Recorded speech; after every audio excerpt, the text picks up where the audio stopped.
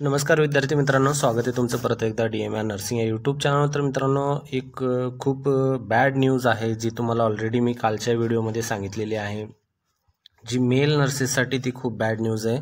तर डिटेलमध्ये पाहणार आहे आपण DMRनी 80-20 मध्ये काय पत्र, हे राजपत्र आहे ते काय झालेलं आहे ते त्या संदर्भात। तर हे जे निघालेलं आहे खूप वाईट गोष्ट आहे। जे मेल नर्सेस आहेत त्यांच्यासाठी खूप प्रॉब्लेमॅटिक आहे। फ्युचरमध्ये ह्या गोष्टी मेल नर्सेसला खूप प्रॉब्लेम करणार आहेत। कसे आपण नर्सिंग करतो कशासाठी, तर गव्हर्नमेंट जॉबसाठी नर्सिंग करतो, ठीक आहे। कोणी पण कोणतं एज्युकेशन करतं तर गव्हर्नमेंट जॉबसाठी एज्युकेशन करतं। आता यामध्ये 100 जर जागा निघाल्या असतील तर त्यामधली फक्त 20 जागा ज्या असतील ते मेल नर्सेसला जातील। आणि बाहेर कॉलेजेसमध्ये खूप सारे जे आहेत मेल स्टुडंट आहेत जे सध्या नर्सिंग करत आहेत, त्यामध्ये त्यांना काय अपेक्षा आहे तर पुढे त्यांना जॉब पाहिजे। तर अशा या निर्णयामुळे खूप अवघड होणार आहे। आता ह्या गोष्टी हे इम्प्लिमेंट ऑलरेडी झालेलं आहे। तर एम्समध्ये हे ऑलरेडी आहे। यामध्ये एम्समध्ये कोर्टामध्ये पण केस चालू आहे 80-20 मुळे। त्यानंतर 90-10 हे जे आहे DHSमध्ये हे पण चालू आहे, 90-10 DHSमध्ये। तर महाराष्ट्रामध्ये आता फक्त DMR राहिलं होतं, तर DMRनं पण यामध्ये हे चालू केलेलं आहे। तर हे खूप खराब न्यूज आहे, चांगली न्यूज आहे नाही आहे यामध्ये। तर काय सांगितलं यामध्ये डिटेलमध्ये पाहून घेऊ। हे राजपत्र आहे, हे ऑफिशियल राजपत्र जे ऑनलाईन ज्या वेबसाईटहून जे राजपत्राचे वेबसाईट गॅझेट ज्याला म्हणतो आपण त्याच्यावरचं हे पत्र आहे, हे ऑफिशियल पत्र आहे। यामध्ये फेक वगैरे काहीच नाही आहे। तर काय याच्यामध्ये सांगितलंय, वैद्यकीय शिक्षण व औषधद्रव्य विभाग, गोकुळदास तेजपाल रुग्णालयावर 9वा मजला। तर यामध्ये काय सांगितलंय, भारताचे संविधान यामध्ये डिटेलमध्ये आहे पूर्ण। याच्यामध्ये आपण डिटेल हे सगळं कव्हर करणार आहे। तर यामध्ये काय काय सांगितले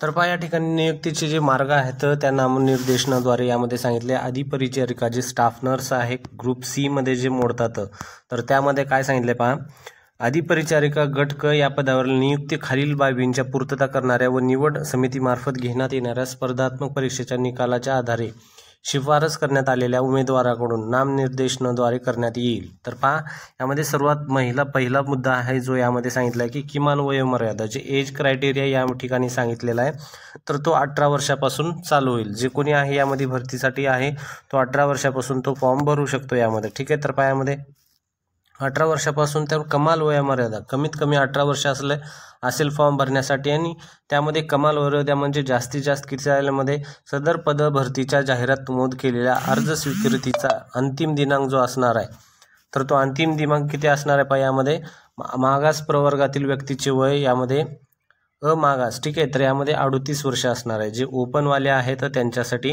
38 वर्ष केलेलं आहे आणि त्यापेक्षा अधिक नसावे, ठीक आहे।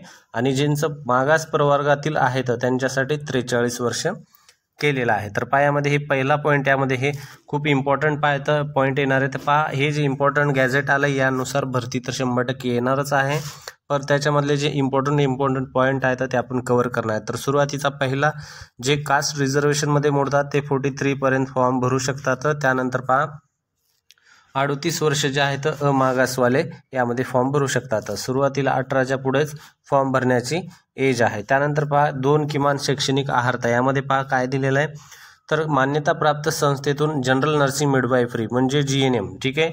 GNM यामध्ये किंवा बॅचलर ऑफ सायन्स, ठीक आहे, किंवा पोस्ट बेसिक, 3 गोष्टी यामध्ये कोण कोण फॉर्म भरू शकतं DMR मध्ये। तर सुरुवातीला बऱ्याच जणांना कन्फ्युजन होतं, तर यामध्ये GNM वाले फॉर्म भरू शकतात, ही एक्झाम देऊ शकतात। BSc वाले देऊ शकतात आणि पोस्ट BSc वाले देऊ शकतात आणि त्यानंतर आहे MSc वाले। तर हे झालं यांचं एज्युकेशनल क्रायटेरिया, ठीक आहे। हे 2 पॉईंट याच्यामधले महत्त्वाचे पॉईंट कव्हर झाले, GNM, पोस्ट BSc आणि BSc आणि MSc। त्यानंतर हा एक महत्त्वाचा पॉईंट, हा पॉईंट जो आहे तो बिलकुल आवडलेला नाही आहे मला, ठीक आहे।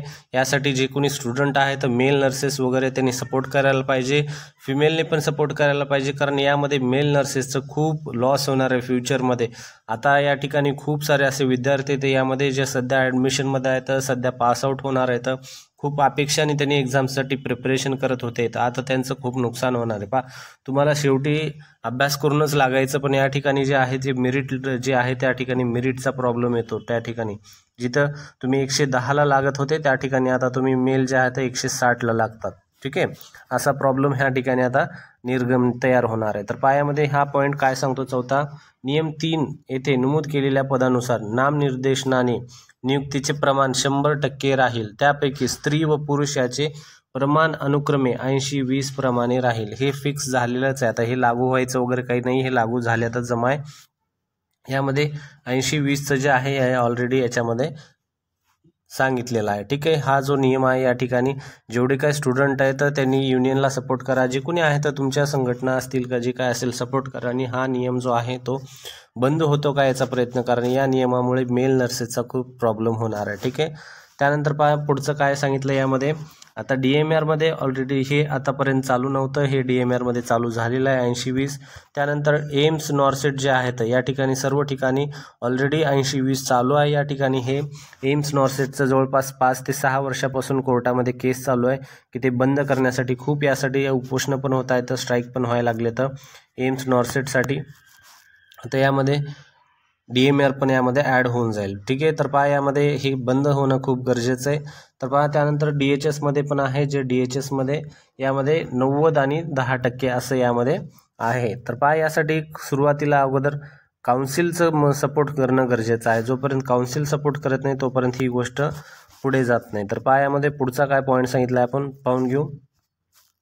नियम 3 नुसार येथे नमूद केलेल्या पदावरील नियुक्त्या प्राधिकरणाच्या मान्यतेने करण्यात येतील। त्यानंतर महाराष्ट्र परिषद जे आहे येथे मुंबई येथे नाव नोंदणी असणं गरजेचं आहे। तर त्यानंतर तिसरा पॉईंट महत्त्वाचा पहा, यामध्ये तुम्हाला तिसऱ्या पॉईंटमध्ये काय सांगताय, तुमचं रजिस्ट्रेशन असणं कंपल्सरी आहे। विदाऊट रजिस्ट्रेशन तुम्ही फॉर्म भरू शकत नाही, विदाऊट रजिस्ट्रेशन तुम्ही एलिजिबल ह्या एक्झामसाठी नाही आहे। तर खूप महत्त्वाचा पॉईंट तिसरा या ठिकाणी जे नवीन गॅझेट आहे त्यामधला। त्यानंतर पहा त्यामध्ये काय सांगते, नियम 3 येथील पदावर नियुक्त झालेल्या उमेदवारांनी महाराष्ट्र परिचर्या परिषद अधिनियम 1966 यामधील इंडियन नर्सिंग काउन्सिलमधील अंतर्गत त्यांनी धारण केलेल्या शैक्षणिक जे काही एज्युकेशन आहे महाराष्ट्र परिचर्या परिषद मुंबई येथे नाव नोंदणी करणं आवश्यक आहे। सांगितल्याप्रमाणे त्यांचं रजिस्ट्रेशन असणं खूप गरजेचं आहे।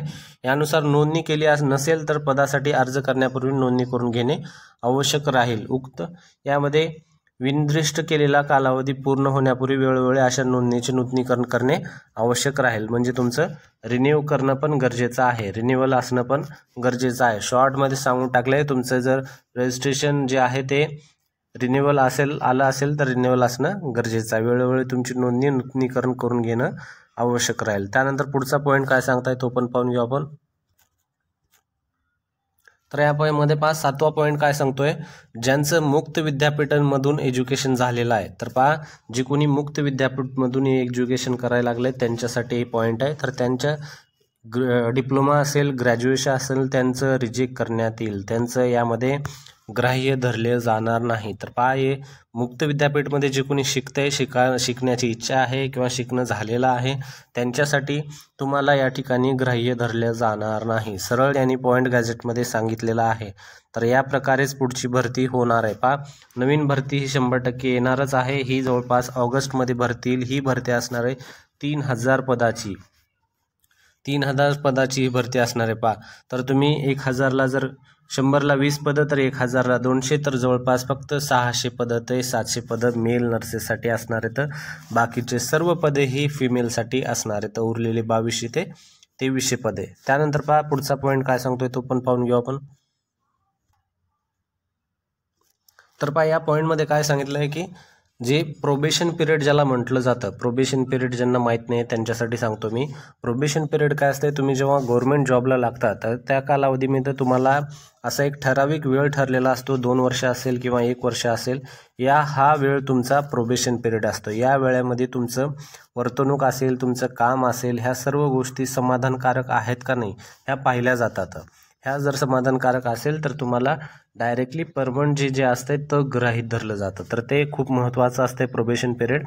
ते आता अगोदरच्या 2023 पासून जे होतं हे 2023ची ज्यांची एक्झाम झाली आहे त्यांना 2 वर्षाचा प्रोबेशन पिरियड भेटला होता, पण आता जे असेल यापुढे जे भरती होईल ती असेल फक्त 1 वर्षाचं प्रोबेशन पिरियड। प्रोबेशन पिरियड म्हणजे परिवीक्षाधीन कालावधी ज्याला आपण म्हटलं जातं, ते फक्त 1 वर्षाचा असेल प्रोबेशन पिरियड, ठीक आहे। अगोदर 2023च्या भरतीमध्ये ज्यांना ऑर्डर भेटलेली आहे त्यांना हे फक्त हे 2 वर्षाचं होतं, आता हे तुम्हाला 1 वर्षाचं झालेलं आहे.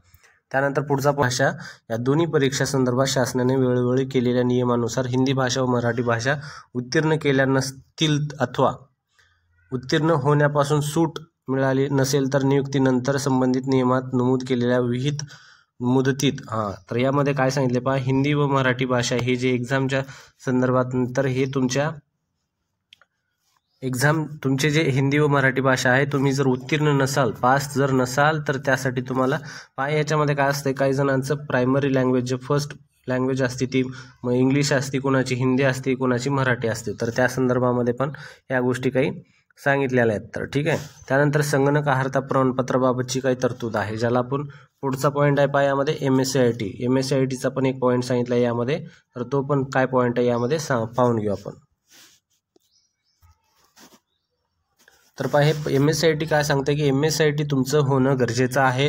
जर MSCIT झालं नसेल तर तुम्हाला या ठिकाणी काही काळ भेटेल, ज्या काळामध्ये तुम्हाला MSCITचं प्रमाणपत्र पूर्ण करून तुम्हाला शासनाला द्यावं लागेल, तुम्ही गव्हर्नमेंटला जर लागला असाल. तर हे 2 जे प्रमाणपत्र आहेत, हे 2 प्रमाणपत्र हिंदी मराठी भाषा आणि MSCIT ह्या प्रमाणपत्रासाठी तुम्हाला काय करायचं आहे, तुम्हाला जर हिंदी मराठी भाषा म्हणजे काय, तुम्ही जर एखादी 10वी 12वीमध्ये जर मराठी भाषा तुमची नसेल तर तुम्हाला ती नंतर एक्झाम देऊन ती भाषा तुम्हाला कंप्लीट करायची आणि त्यामध्ये तुम्हाला पास व्हायचं आहे. ठीक आहे, त्यामध्ये तुम्हाला पास व्हायचं आहे आणि ते वेळोवेळी तुम्हाला पास होऊन म्हणजे एकदाच पास झाल्यानंतर तुम्हाला ते प्रमाणपत्र सबमिट करायचं आहे. तुम्हाला वेळोवेळी तुम्हाला त्यासाठी दिला जाईल. जर तुम्ही या वेळेमध्ये जर तुम्ही हे टाईममध्ये जर पास नाही झाले आणि तुम्हाला ते प्रमाणपत्र तुम्ही शासनाला नाही दिलं तर तुम्हाला त्यामध्ये जो वार्षिक वेतनवाढ आहे तो वार्षिक वेतनवाढ यामध्ये तुम्हाला नाही भेटणार. तर ही खूप महत्त्वाची पॉईंट आहे, लक्षात असू द्या. MSCIT आणि हिंदी मराठी भाषा हे दोन्ही प्रमाणपत्र तुम्ही शासन नोकरी लागल्यानंतर हे तुम्हाला एका ठराविक कालावधीमध्ये 6 महिने असेल, 1 वर्ष असेल, त्या कालावधीमध्ये तुम्हाला शासनाला सबमिट करायचं. जर नाही झालं तर तुमचा वार्षिक वेतनवाढ नाही भेटणार. हे महत्त्वाचा पॉईंट यामध्ये पुढचा 4था 5वा पॉईंट. यामध्ये पुढे काय सांगितलंय, पुढचा आहे स्मॉल फॅमिली नॉर्म्स, जे आहे ज्याला आपण म्हणतो लहान कुटुंबाचा प्रतिज्ञापत्र. हे कंपल्सरी हे भरूनच घेतात. हे जेव्हा तुम्ही जॉबला लागता तेव्हाच तुम्हाला भरून घेतात. तर यामध्ये सांगितले स्मॉल फॅमिली नॉर्म्स काय असते, तुम्ही जे फक्त तुमच्या फॅमिलीमध्ये हजबंड वाईफ आणि 2 लेकरच यामध्ये असणं पाहिजे, गरजेचं आहे. जर याच्या व्यतिरिक्त तुम्ही जर दुसरं तिसरं लेकरू केलं तर तुम्हाला यामधून बाहेर काढलं जाईल, शासनाच्या नियुक्तीनुसार बाहेर काढण्यात येईल, असं याचा साधा सरळ नियम आहे. तर याच्यामध्ये तसं सांगितले का, नियुक्त होणाऱ्या व्यक्तीकडे महाराष्ट्र नागरी सेवा लहान कुटुंबाचे प्रतिज्ञापत्र नियम 2005 पासून वेळोवेळी करण्यात येणाऱ्या नियमानुसार नियुक्तीच्या वेळी लहान कुटुंबाचे प्रमाणपत्र देणं गरजेचं आहे. 2023मध्ये ज्यांचे लागलेले आहेत त्यांना पण हे प्रमाणपत्र त्यांच्याकडून घेतलेलं आहे. हे तुम्हाला रेडी ठेवावं लागेल. हे तुमच्या ऑफिशियल वेबसाईटमध्ये हे तुम्हाला भेटून जाईल, तिथून तुम्ही घेऊन ठेवू शकता तुमच्याकडे. ठीक आहे, त्यामध्ये याच्यामध्ये तुम्हाला सांगितलेला पॉईंट सेम सांगितलं आहे, 2 पेक्षा जास्त अधिक मुले असल्यास तुम्हाला रिजेक्ट करण्यात येईल, म्हणजेच अपात्र करण्यात येईल नियुक्तीसाठी. खूप महत्त्वाचा पॉईंट आहे, हा पण पॉईंट लक्षात असू द्या. त्यानंतर नियुक्तीच्या काही अन्य अटी व शर्ती यामध्ये सांगितलेल्या आहेत, त्या आपण पाहून घेऊ आपण. तर यामध्ये काय सांगितलंय, तुम्हाला जे एक्झाम देत आहेत, बऱ्याच जणाला प्रश्न आहे की महानगरपालिकेमध्ये एक्सपिरियन्स काउंट केला जातो, एक्सपिरियन्स मागितलं जातं, 2 वर्षाचा असेल, 3 वर्षाचा असेल, असं जे काय एक्सपिरियन्स महानगरपालिकेमध्ये मागतं. पण या ठिकाणी तुम्हाला एक्सपिरियन्स मागितलेला नाही आहे. DMR मध्ये एक्सपिरियन्स लागत नाही. सरळ गॅझेटमध्ये सांगितलेलं आहे, अनुभव व अन्य शर्ती भारतीय परिचर्या प्रशिक्षण वेळोवेळी सुधारणा केल्या लागू राहतील, तसेच शासनाने केलेले नियम उमेदवारास लागू राहतील. यामध्ये तुम्हाला नामनिर्देशनाद्वारे नियुक्तीसाठी शैक्षणिक अर्हता, अनुभव व अन्य शर्ती भारतीय परिचर्या परिषदेकडून वेळोवेळी सुधारणा केले लागू राहतील. यामध्ये कुठेही मेन्शन केलेलं नाही की तुम्हाला एक्सपिरियन्स पाहिजे म्हणून. ठीक आहे, त्यामुळे एक्सपिरियन्सचं तुम्ही याच्यामध्ये काही पॉईंट टेन्शन घेऊ नका. त्यानंतर पुढचा पाहू, भारतीय संरक्षण सेवा देण्याबाबतचा पण यामध्ये तरतूद दिलेली आहे. 10 वर्षानंतर तुम्हाला यापैकी 10 वर्षाचा कालावधी समाप्त झाल्यानंतर सर्वसाधारणपणे तुम्हाला त्यांनी वयाच्या 55 वर्ष पूर्ण केल्यानंतर त्यापैकी जे अगोदर घडेल त्यानंतर वरीलप्रमाणे सेवा करण्याची आवश्यकता असणार नाही. त्यानंतर बदलीचा तरतूद पण एक आहे. नेक्स्ट पॉईंट यामध्ये तुम्हाला ट्रान्सफरचं ऑल ओव्हर महाराष्ट्रामध्ये तुम्ही कुठं पण यामध्ये ट्रान्सफर घेऊ शकता आणि याच्यामध्ये क्लिअरली सांगितले, तुम्ही या ठिकाणी लागल्यानंतर तुम्हाला तुमच्या जी काही नियमात बसून तुमचं ट्रान्सफर या ठिकाणी करण्यात येईल, असं यामध्ये सांगितलेलं आहे. त्यानंतर पुढचा काय विषय पाहून घेऊ. तर पहा 15 पॉईंट काय सांगतो यामध्ये, शासकीय सेवेत नियुक्ती झाल्यानंतर राज्य शासनाच्या वतीने शासन आदेशाद्वारे निश्चित केलेल्या अटी व शर्ती संबंधित जे कोणी आहेत त्या संबंधितास लागू राहतील यामध्ये क्लिअरली सांगितले. तर पहा अशा प्रकारचे हे सगळे इम्पॉर्टंट गॅझेटचे पॉईंट जे आहेत, काल जो जाहिरात जी म्हणजे हे गॅझेट पडलं त्या गॅझेटचे सर्व राजपत्र ज्याला म्हणतो आपण ऑफिशियल वेबसाईटवर आहे आणि हे सर्व पॉईंट जे असतील लागू राहतील. तुम्हाला शॉर्टमध्ये सर्व गोष्टी सांगतो. तर पहा सुरुवातीला या ठिकाणी तुम्हाला DMRची भरती ही 2025मध्ये 100% येणार आहे. त्यासाठीच हे पत्र काढलेलं आहे, नवीन गॅझेट पत्र आहे हे. तर भरती कधी येईल, तर भरती हे जवळपास ऑगस्ट महिन्याच्या जवळपास भरती येणार आहे. त्यानंतर यामध्ये वॅकन्सी किती असणार आहे, तर जवळपास 3000च्या जवळपास याची ही भरतीची वॅकन्सी असणार आहे. आणखीन त्यानंतर पुढं पायामध्ये नेक्स्ट पॉईंट 80 आणि 20 हा नियम 100% लागू झालेला आहे. जे कोणी मेल नर्सेस आहेत त्यांच्यासाठी ही खूप वाईट न्यूज आहे, चांगली न्यूज नाही आहे त्यांच्यासाठी.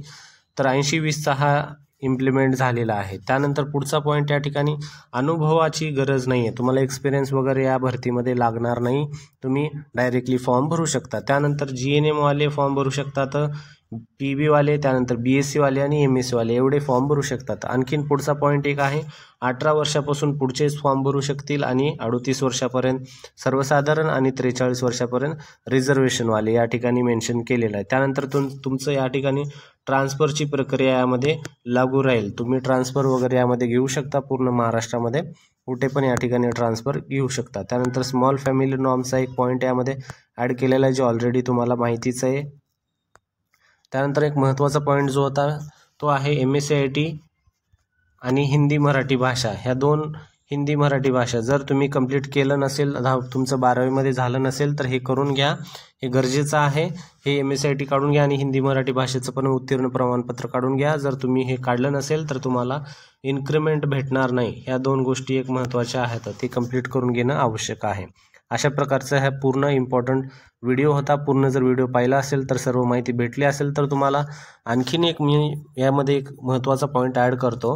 जे DMRची मीटिंग झाली होती तर त्या मीटिंगचे मिनिट्स हे आपल्याला आलेले आहेत. तर ते मिनिट जे आहेत ते तुम्हाला पुढच्या व्हिडिओमध्ये मी अपडेट करतो. तर पुढच्या व्हिडिओमध्ये पुढचा व्हिडिओ पण पाहायला विसरू नका. त्या मिनिट्समध्ये काय काय घडलं आणि कशामुळे हे 80-20% हे ॲड झालेलं आहे ते त्या मिनिट्समध्ये आपल्याला भेटून जातील. त्या मिनिट्समध्ये मीटिंगच्या पॉईंट्समध्ये ते दाखवलेलं आहे, सांगितलेलं आहे. तर पुढचा व्हिडिओ मीटिंग मिनिट्स असेल तो पण पाहायला विसरू नका. तर मित्रांनो भेटूया पुढच्या व्हिडिओमध्ये.